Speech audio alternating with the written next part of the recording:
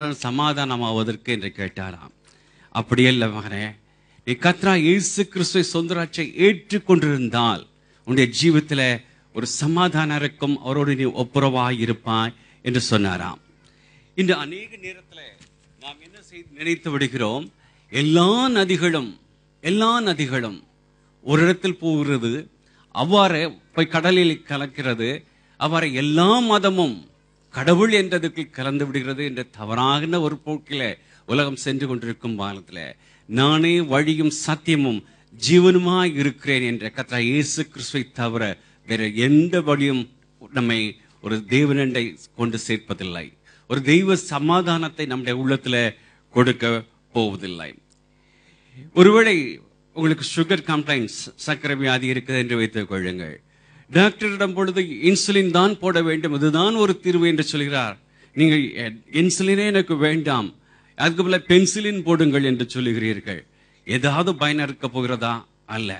அவ்வாறே நாம் உண்மையான தெய்வ சமாதானத்தை, ஒரு நிம்மதியை பெற்றுக்கொண்டு ஒரு விடுதலையோடு நாம் ஜீவிக்க வேண்டும் என்றால் சத்திய வேதம் காட்டும் வழி கர்த்தராகிய இயேசு கிறிஸ்துவை உங்கள் ஜீவத்துல இந்த பிள்ளைகள் அழகாக நினைத்து காட்டினார்களே, அந்த சமாதான பிரபு உங்களுடைய ஜீவத்தில் இல்லாத பட்சத்தில் ஒரு காரியம் இல்லை.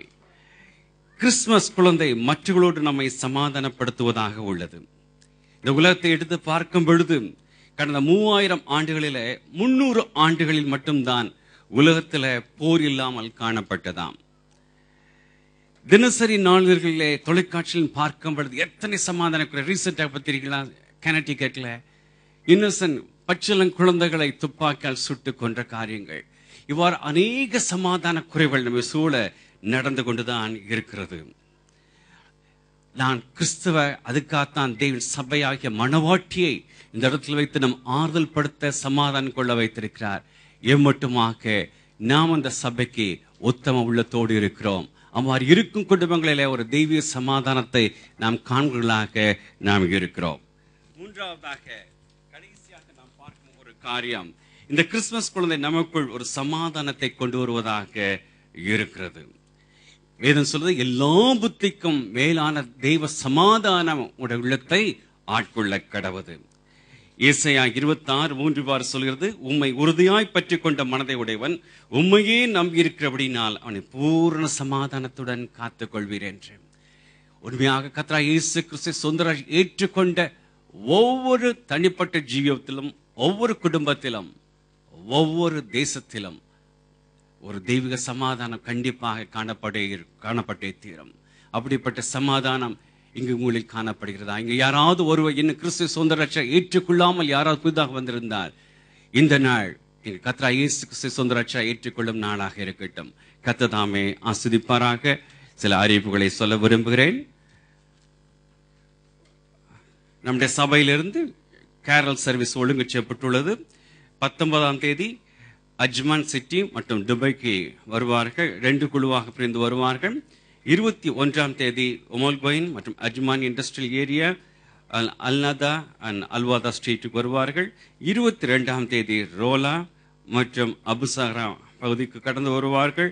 23ஆம் தேதி Kuwait roundabout, fire station மற்றும் ஹெட் போஸ்ட் ஆஃபீஸ் மற்றும் இண்டஸ்ட்ரியல் ஏரியா, அல்காயமா இடங்களில் அவர் கடந்து வர இருக்கிறார்கள். உங்களுக்கு முன்பாக உங்கள் தொலைபேசியில் தொடர்பு கொண்டு பின்னர் கடந்து வருவார்கள். உற்சாகப்படுத்தும்படி கேட்டுக்கொள்ளப்படுகிறீர்கள்.